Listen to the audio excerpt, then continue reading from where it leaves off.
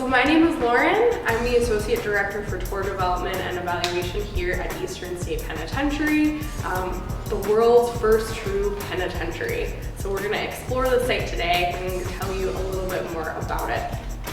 Eastern State Penitentiary opened in 1829. It operated as an active prison all the way until 1971. And so the prison has been open, or has been here on this spot in Philadelphia for over 180 years. So this cell block 3, was originally just a regular old cell block, just like the rest of the original 7, where people were supposed to be held in solitary confinement. But as the needs of the prison changed, this cell block changed. I mentioned earlier that a lot of inmates here contracted tuberculosis, a highly contagious lung disease, and so this whole block was changed over into a hospital to accommodate and help those people try to get better. So why don't we go ahead and head back to the operating room. Though I've never experienced anything paranormal at Eastern State, it is definitely a creepy building.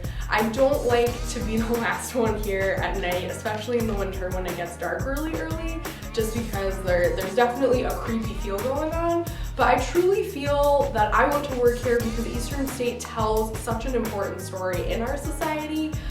Incarceration and what to do with people who break the law is still a critical issue in this country. We incarcerate more people than any other country in the world, and so the issues that the founders of Eastern State were trying to solve are still issues that face our country. So we're now in Eastern State Penitentiary's restored synagogue. So this space was used in the 1920s as a worship area for the Jewish inmates held in the prison.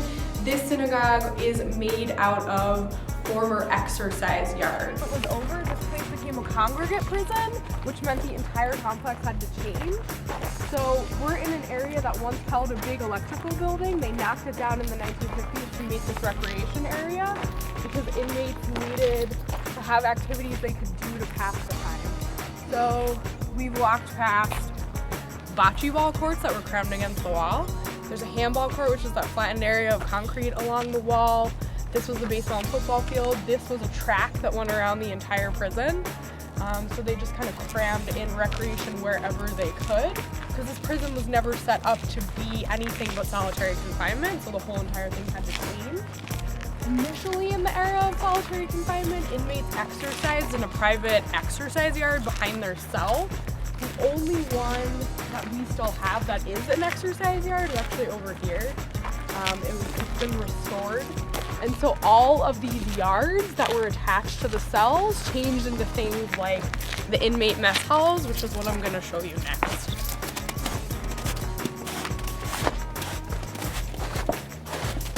This is a mess hall.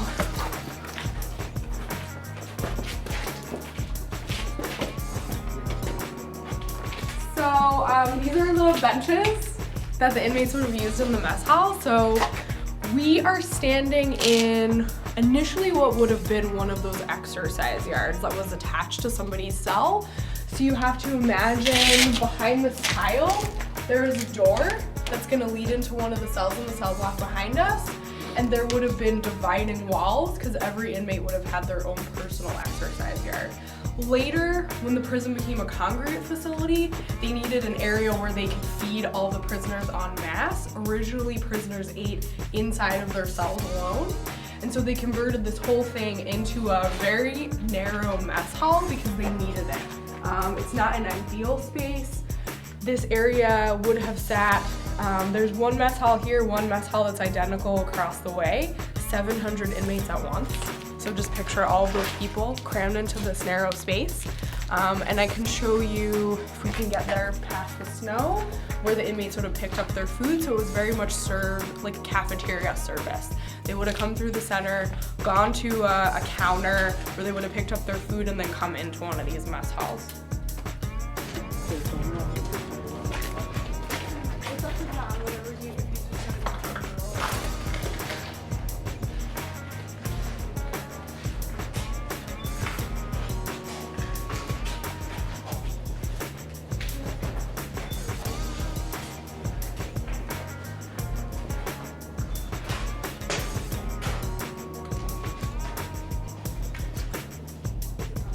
And Eastern State Penitentiary held over 80,000 people throughout its entire history. We estimate that approximately 1,200 inmates actually died behind these walls. Most of them died due to a highly contagious disease called tuberculosis. So we've only seen a fraction of what Eastern State Penitentiary has to offer visitors as a historic site. Thanks for exploring with me today.